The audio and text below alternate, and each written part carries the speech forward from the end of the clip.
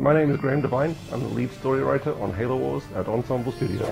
Well, the story in Halo Wars is actually set 20 years before the events in Halo 1. So it's the year 2531. The Covenant have attacked a planet called Harvest, and it's been taken us 5 years to retake this planet. And it's really kind of just a hulking mess of a planet at the end of the 5 years. There's not really much left. But the Covenant are on the surface at the Northern Pole, and they've found something there, a Forerunner relic. And so they're investigating that because they're always extremely interested in anything Forerunner. And our ship, the Spirit of Fire, has been sent to investigate, and that's where the story starts. One of the ways we tell story differently than Halo first-person shooters is the Halo first-person shooter is all about Master Chief, so he's the hero character. So in Halo Wars, we actually have a group of characters because it's a real-time strategy game, and so it's actually a group of characters that you play with on the ground. So we have Captain Cutter, who's the leader on the ship, and he'll give you the big orders. He's going to say, "Go retake Alpha Base." You have Professor Anders, who's the kind of alien expert, and she knows about the Covenant, and perhaps has a slightly more mysterious past.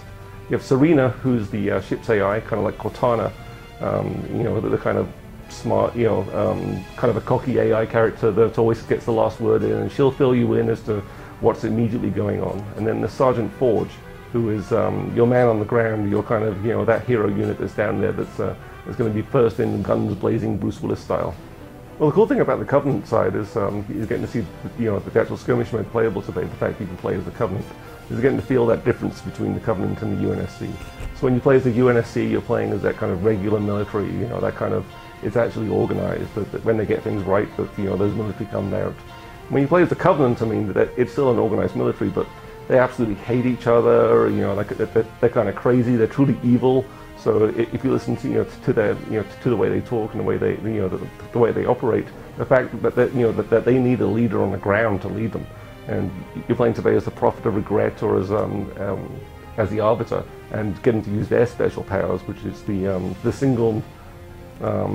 Those are the best special powers in the actual game, but those guys are absolutely the most explosive characters too. Their characters, their powers are very kind of visceral compared to the powers that the UNSC wield, which are like heal. When it comes to running a story in the Halo universe, of course, it's really difficult to make a story which observes all of the canon and observes all of the actual events which are to come, because Halo Wars is set 20 years before the events of Halo 1. So writing that story was actually, it's kind of fun. You have to actually observe those. It's, things aren't going to change. You can't suddenly give the humans ray guns, this is, or floating tanks, because they don't have that in Halo 1, 2, and 3. So even when we did add, actual units, say we added the Wolverine, which is, the UNSC anti-air unit you get to play in Halo Wars, we came up with reasons why it's not in Halo 1.